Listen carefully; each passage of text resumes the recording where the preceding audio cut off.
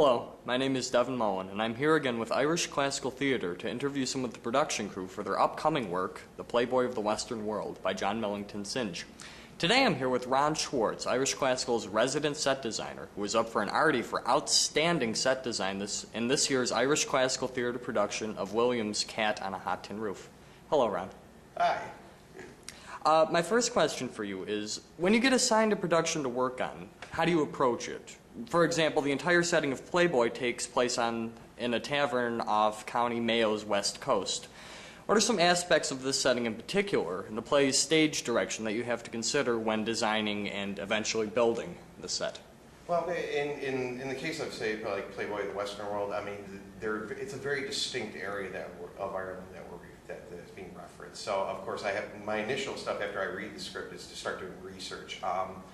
For this particular production, I mean, we wanted a sense of a very rural kind of vernacular feel to what was going on, you know, for the actual building that they are in. So, in my research, I was looking at very traditional, very low tech, you know, version of architecture that was found in the area. Working with the Irish way, what they call an Irish black house, is basically dry stone stacked walls, thatched roof.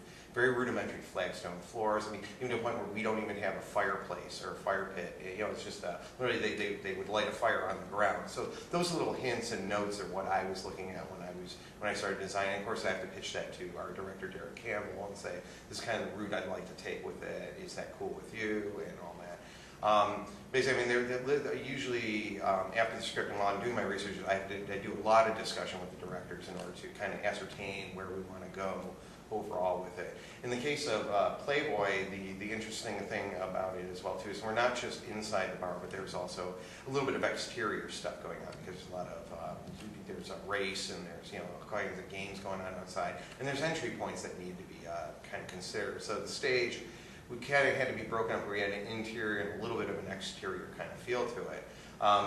In the entry space, working in the round, it can be a little challenging to kind of get those to work. We'll tell you, we can talk about that later. But just for the process that I do, once the research is done, and what I do is I do up a lot of collage work where I bring in photos and any of my pictorial research, maybe even like mood research and all that. I send that off to the director, and as long as he likes what I'm doing, then I proceed to design.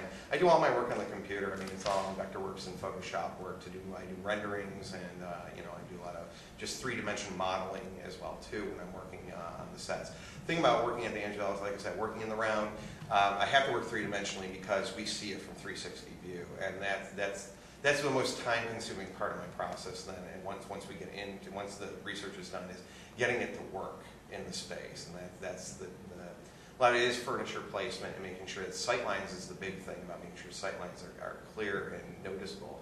And in the case of Playboy, I mean, we had stuff like we have a bar on stage, a lot of tables and chairs, and there has to be some walls and doors. So I have to figure out how I'm going to deal with those and get those to work in the space without without making it too stylized when we're doing a realistic set, but also making it to a point where the audience, and I like to think that our audiences are an intelligent audience, and that they pick up on the conventions that we do. Absolutely. Just like half walls and half doors, and just like you're throwing in like the top of a window to kind of just markate where it is. I mean, the audience will fill in the rest of the picture, and that's I like to think they're intelligent, and that they totally understand this, and I haven't had any complaints, so I can't complain. Very good.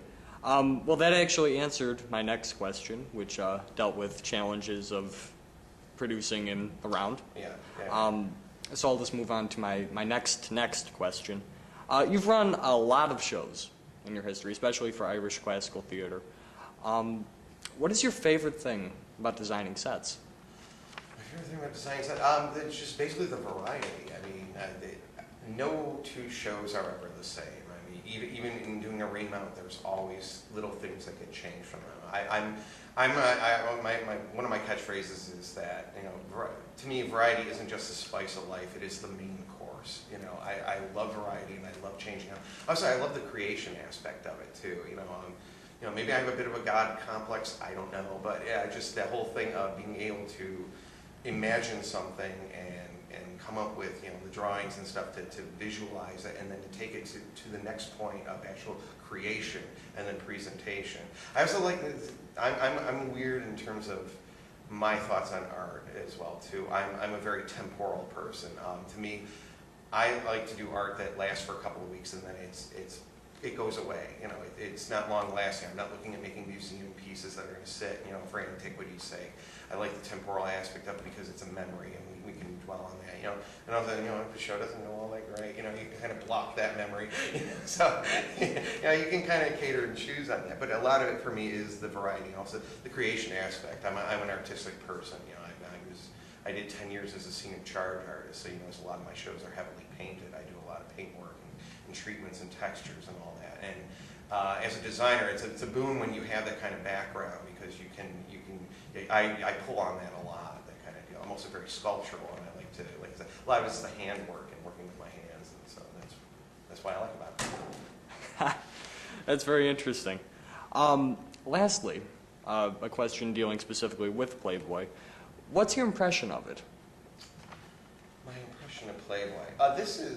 To me, this show is the epitome of the classic Irish show. I mean, you can't get more Irish than Playboy of the Western World. I mean, the whole thing about it, and just the area that we're talking about, the County Mayo aspect of it, is the very heartland of Ireland, and there's a real sense. I mean, also, the show itself being written to reflect the time, like right after the famine as well too, the potato famine, and so there's little aspects of that I tried to pull in, and some of the colors and the textures and that, but just the overall impression. I mean, like I said, this is a classic. I was joking with one of the actors when we were doing the first read that this, for every set designer, I mean, this is the show you want to have in your portfolio. This is the epitome of just what you can do with the look of just a rural, kind of gritty Irish show. And you notice a lot of the big names in scene design always have this one as one of their prominent designs in their repertoire. So I'm glad I now have it in mind. So. Very cool. Well, you heard it here from set designer Ron Schwartz. This show will expand your cultural horizons. Be sure to come see Playboy of the Western World, opening on June 2nd at the Andrews Theater on 625 Main Street in Buffalo, New York. Thanks, Ron. Thank you.